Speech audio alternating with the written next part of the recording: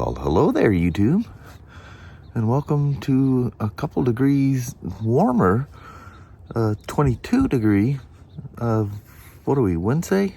Yeah, Wednesday the 29th. A little bit of cloud cover this morning. I think the rains are supposed to be coming. Still no sign of snow, man. As cold as it is now, you think if any precipitation is going to be rain. But the big fog thing they were talking about last night, but I don't know until we get going. But doesn't seem to hit us that much. It's just a normal, everything's frozen solid look here. I mean, frozen. It was 22 last night. So it was 19 the night before. So a little bit warmer, 3 degrees. I think it's like 26 or something now. Maybe it was 24. I don't remember. Like, I remember seeing 24. I thought it probably kicked up a couple. But yeah, she's a cold one. Ooh, welcome to Hump Day. Let's get in that nice warm car. 36 degrees and mostly cloudy. I don't think that Toyota has moved since yesterday. He's got that thing, it's literally against the post there. Maybe somebody crash landed there. I don't know. Right by the Speed's towing there. Yeah? If you don't move it soon, they're going to get a phone call. It'll get moved out. Or maybe it's employees and it broke down. Who knows? Yeah, never know. But Mama, we made it to Hump Day. How about that? We did. No. Yeah, the weekend will be upon us here pretty soon, actually. I know. Just a couple more days. Yeah. Like, wow. That was the past week. Yeah. Well, anyway, I hope you have a wonderful Wednesday. Thank you. I'll see you as the day goes on. All right. All right. Love you. See you. Bye. I love you, baby. All right. Bye-bye now. Bye. So this is my 2020 demo. I think I showed you guys that, you know, they'd hit a deer with it. And took quite a while to get painted parts and stuff for it. So it just got finished. And I brought it down to do the alignment. And yeah, unfortunately, has a bent steering stem. And so we're having to order that for it. They were down here checking it out. And tested the battery. Battery's 100%. So this one last night, I didn't tell you about that. This R1250 GS trophy, and it had a battery issue, and so it wasn't leaving last night. So I know we didn't have another battery because I tried to use the last one on that GSA, which the guy came picked it up today. I met with him, super cool guy. The new battery that we had was actually, the date on it was March of 2019. And the thing came back, but the problem is the health is not enough. The tester's actually saying, you know, the battery's okay, but it was like 45% health. Its life is great. You can't charge somebody the crazy price that those BMW batteries are and it not be 100%. So they're doing whatever with it. But anyway, so we tried to charge the one that's in it, like I did the GSA, and ultimately, after sitting on the charger all night long, it didn't survive. It says bad and replaced. The health is like 5%. And I keep telling those guys, man, you need to just be cycling an Optimate 4 on these things. They all have the plug right there on the side. Just, you know, have a little station off to the side somewhere where you roll them out, keep track of them. You know, it's got that port. Just where I was putting it on my GSA when I had the demo at the house. And yeah. But the owners were concerned because it took a while. And I just tested the battery and it's had 12.82 volts, 100% charge, 100% health. So she's good. So should be first part of next week, should have the steering stem on this thing. So get her on my rack and get her swapped out. Just like I did, you remember the 2 demos that had the bent stems? That was crazy. This one I'm waiting on the park brake cable. I'm surprised it's not here yet. But yeah, what I've been tinkering with. And doing more testing stuff, just stuff I need to get done. Good old iPad. So I haven't talked in a few minutes, and my voice wasn't there for a moment. So I made my first inquiry about the 350 Classic, one I've been looking at, and it's a good deal, but it's so slow now, which is probably helping the good deal. But do I really want to, have an expense this time of year? It won't last forever. But do I want that? I can't, like it is now, I couldn't ride it out there. Why is Kelly's dirtier than mine, it seems like? Well, you know what? I think I gave mine a full-fledged bath. And Kelly's just got a good wipe down because it wasn't really that dirty. I don't know. Maybe it needs a good old-fashioned washing. Yeah, I don't know what to do. Things you get your little mind into that can potentially get you in trouble. Yeah, you know what I mean? I sure enjoy these things. And that 350 Classic, I've watched reviews and everything on them, and man, that thing just touches all the right buttons for me. She's slow. It's speed limited to 70 miles an hour by the ECM. So, you can go 70 miles an hour, but you can hold her pin. She ain't going any faster. What's weird is it does it in a way that it doesn't lunge like you're hitting like a rev limiter type of thing. It just doesn't go past that. But, it's at a point you can hold it there all day long and you ain't going to hurt it. I've seen some guys grease the front sprocket from a 15 tooth to a 16 tooth. And you have to do the ratio to figure it out. But a lot of times it's like a 4-to-1 ratio. So that's like adding 4 to the back.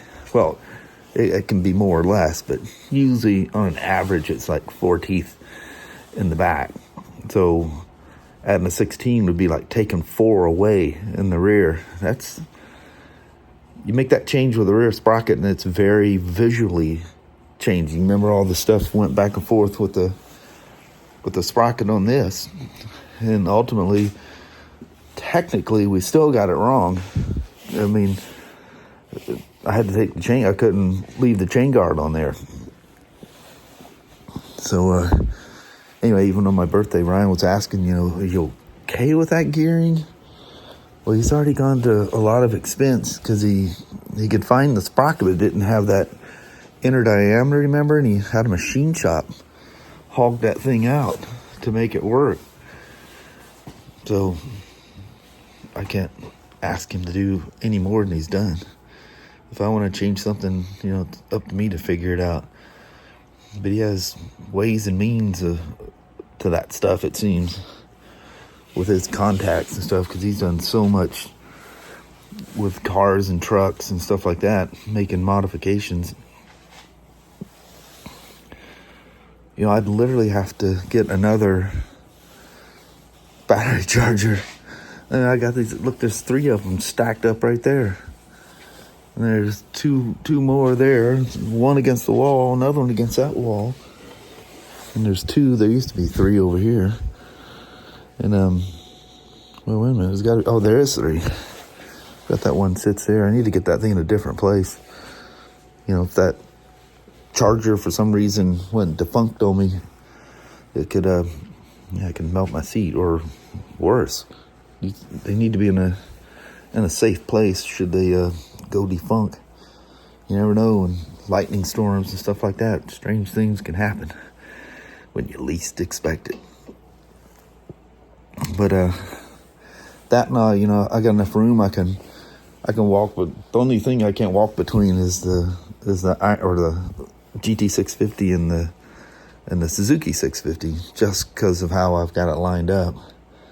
But you know, I got things in here that definitely I need to take that that weight set and set up one of the back bedrooms that are just not being used at all. Got a lot of space back there, and you can utilize that. We talked about taking one of the rooms and turning it into like a craft area, you know, for Kelly's stuff and my stuff. So Kelly's craft stuff is actually kind of between the kitchen and the dining room, but it's just her and I, so it's no big deal. We get in some crazy stuff. But, man, don't know. But yeah, I could move some stuff like that thing. Can go out there with the lawnmower and the lock barn and stuff. It was just convenient, and I just stuck it in there. I actually ended up in here because we kept taking it outside. She needs to go back out there and do some more crunching, which I haven't done in a while. And get that stuff cleaned out. But man, everything's either pouring down, you know, so far this fall. Man, it's either been pouring down rain or it's so cold you can't hardly bear it out there. I mean, just bitter cold. And it just hangs around. It's something about this valley through up here just on the other side. They call it the Cowlitz Ridge, yeah. There's a lot of farmland or open fields and stuff out there, and you got the rivers, you know, got the Cowlitz coming down, and you know the way it kind of like wraps completely around us, so almost, you know, and all that produces that crazy fog. So anyway, things we need to do. Kind of like, yeah, it is. But yeah, I got I got a bug for that 350 like no other. And the GM and I at our store, we don't have the Royal Enfields, you know, at our store, but we were looking at that 650. He goes, wow. He goes, I really haven't been paying attention to the Royal Enfield. Just, you know, I think what he remembers is the, you know, like the Bullet 500s and the Himalayans. But, you know, he's got his attention. He's looking at that 350. He goes, wow, it's very classic looking. I say, yeah, it's modern classic thing from everybody. You see, everybody's been getting into it, you know. And, you know, like, you know, Triumph is, you know, well, they've been back quite a time now. They were gone and away for a while, but, you know, a lot of their stuff got going with their modern classic bikes, and of course Royal Enfield. But yeah, it's a big thing. Other manufacturers are taking note, you know. Look at the new line.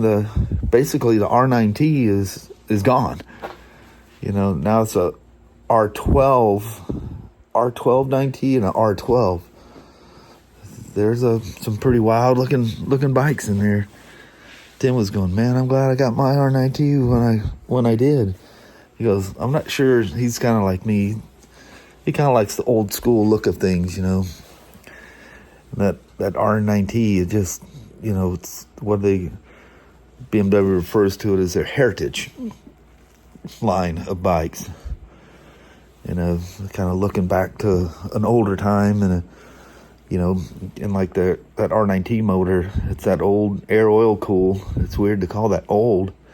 It seems like, you know, it was in the 90s, late 90s even, when they came out with that thing as a race motor for the racing Battle of the Twins at Daytona, of all things. And ended up being, the RTs and that motor was passed around. It was their bread and butter boxer motor for a long time. And yeah, it's just one of those. It's just solid, you know. Things are like that, like old Sportster motors, you know. Harley Motors now, the twin cam has only been out since 17, or not twin cam, the Milwaukee 8's only been out since 17, and now it's everywhere. Remember when he first came out and I go, oh, it's a Harley motor made by Honda because it whirs and stuff. I'm like, does nobody pay attention to the history of stuff? Harleys were famous for making that whirring sound, and the twin cams decidedly took that away. And the Milwaukee comes back and they have that woo woo woo woo. They have that whirring sound. That's famous with Harleys for the longest time. People just forget. Or just don't know. I think it's the biggest thing. But anyway, I'll keep you guys in touch. I just thought I'd come out here. It was quiet, filming wise, it was quiet at work.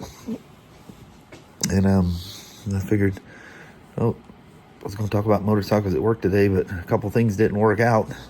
So I figured I'd talk about motorcycles when I got home. So I'll get with the little woman and we'll do a goodbye before it gets too late out here, which it already is.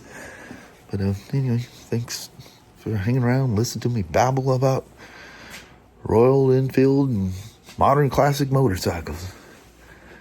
They just got me hooked.